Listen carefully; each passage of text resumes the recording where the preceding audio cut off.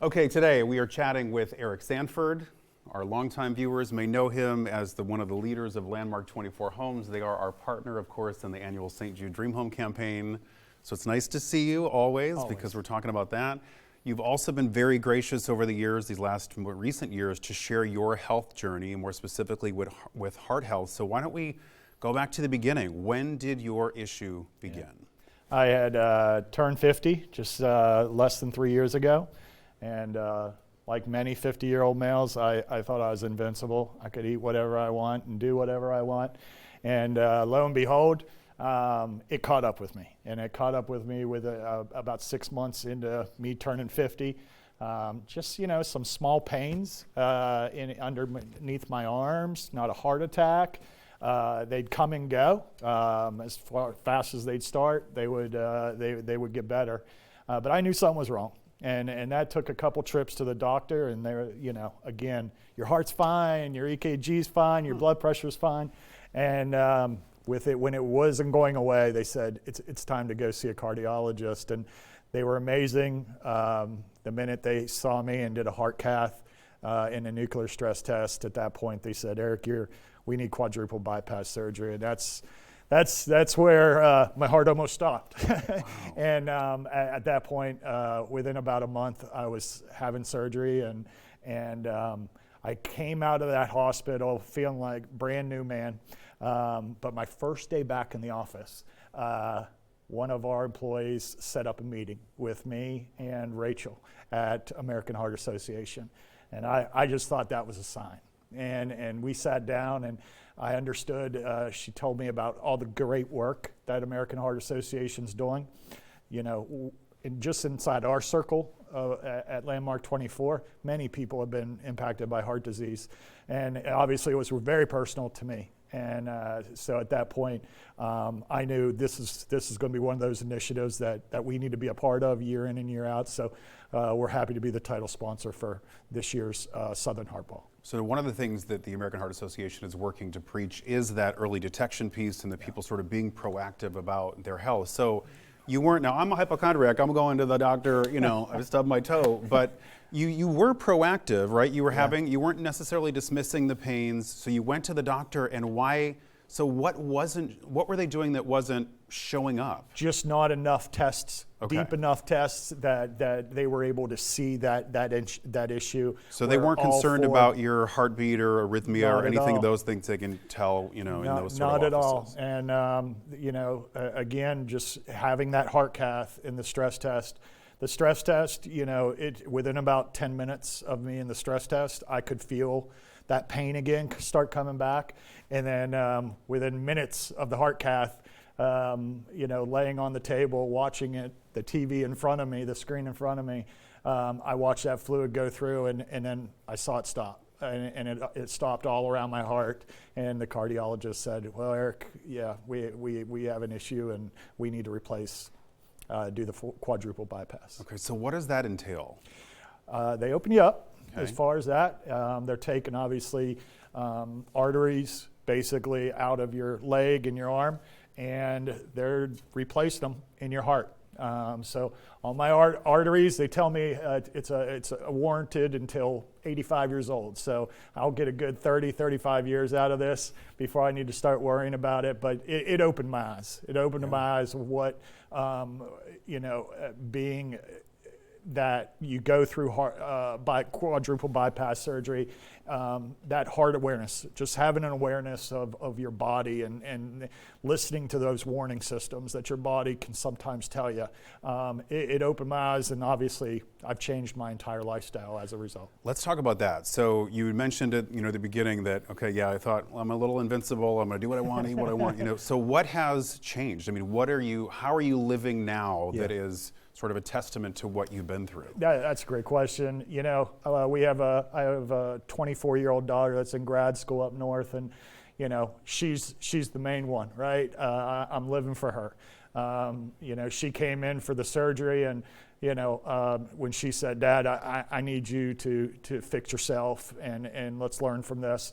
that was my commitment to her. I want to be there when she gets married. I want to be there when she graduates from grad school here in 6 months. I need to be there for my family. I looked at my diet first and foremost, and that was big. Time to eat what you're supposed to eat.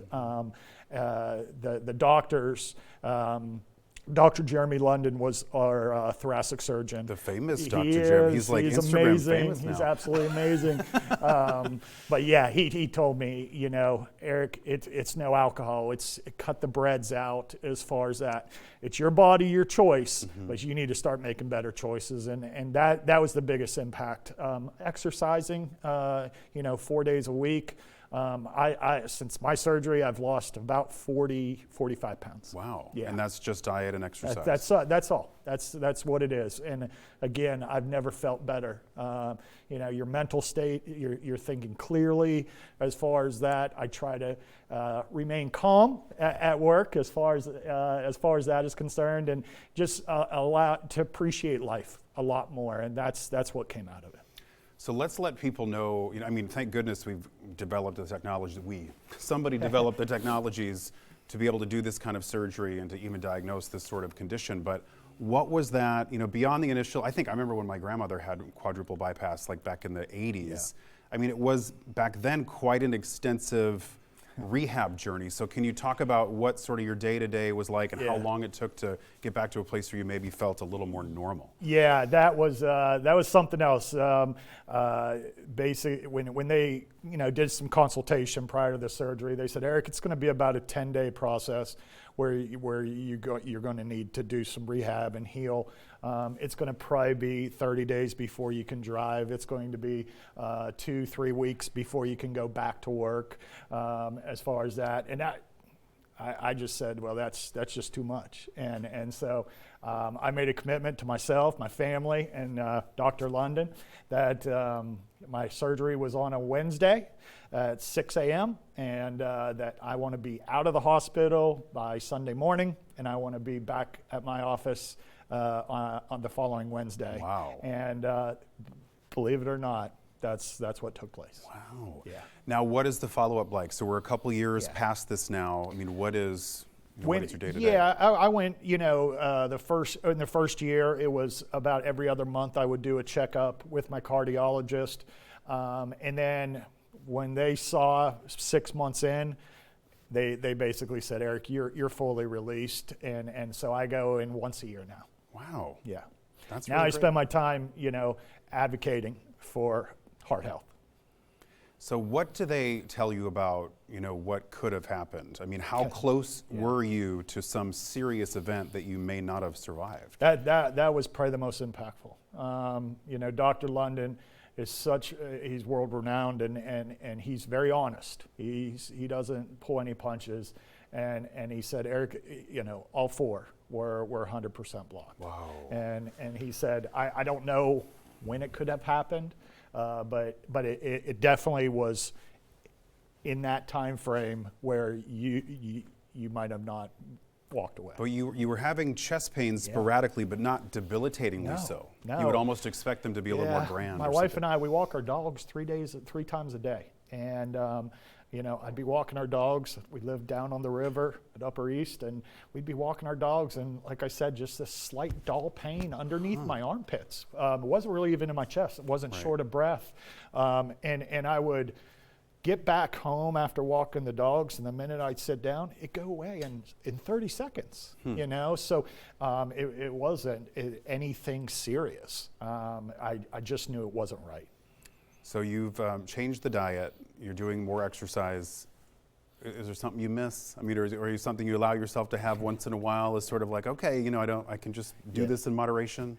I allow myself to give my daughter a hug and being able to get up every morning and work with 60 of the greatest people I work with at Landmark 24, talk with you every other month. That's what I do. That's what I do. So let's talk about how you're paying it forward then, not only as a company, but as a person. So the Heart Ball is coming up. Yes. You all decided to be the principal sponsor for that. So why was that important for you all to get involved and dig in? Again, I just feel like it really hit home. It resonated.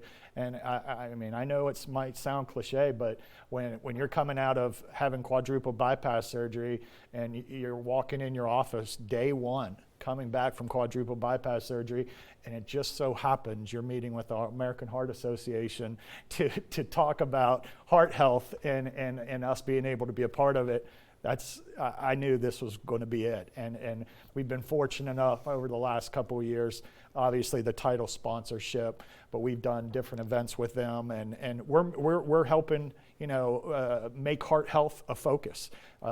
Just on the new construction side, one in every 24 people in the construction industry have a heart attack, and that's something that needs to be looked at. And you had an event not too long ago where it really did bring a group of folks from that industry together. Tell us about that. Yeah, it was fantastic. It was the first time Savannah had done it. They've never done it. We brought trades and builder partners from around the city as far as that in the business. And we came together, and there was about 125, 150 of us, just going around, and American Heart Association was there and training us on, CPR and blood pressure, how to take your own blood pressure, just again, everything that's heart health related. And it was just an eye opener for all of us. So we really enjoyed it. So the Heart Ball, back to that, I mean, it is it's a very, very important event in terms of for awareness, but it's also a lot of fun. Yeah, it is. Tell folks what they can expect in an event like that. Yeah, at the newly renovated Savannah Convention Center, obviously this year, on March 6th. It is just it's a big party for a great cause. You're going to have a ball. Great silent auction items are done. People like Ben Singer are around that you get to mingle with every now and then. So it's a tremendous party, tremendous event, but it's almost like that kickoff for the year to really get us going and get that momentum going of advocating for heart health. Anything else you'd like to say? I thank you for all that support. So thank you, Ben. Thanks for being here. Thank you.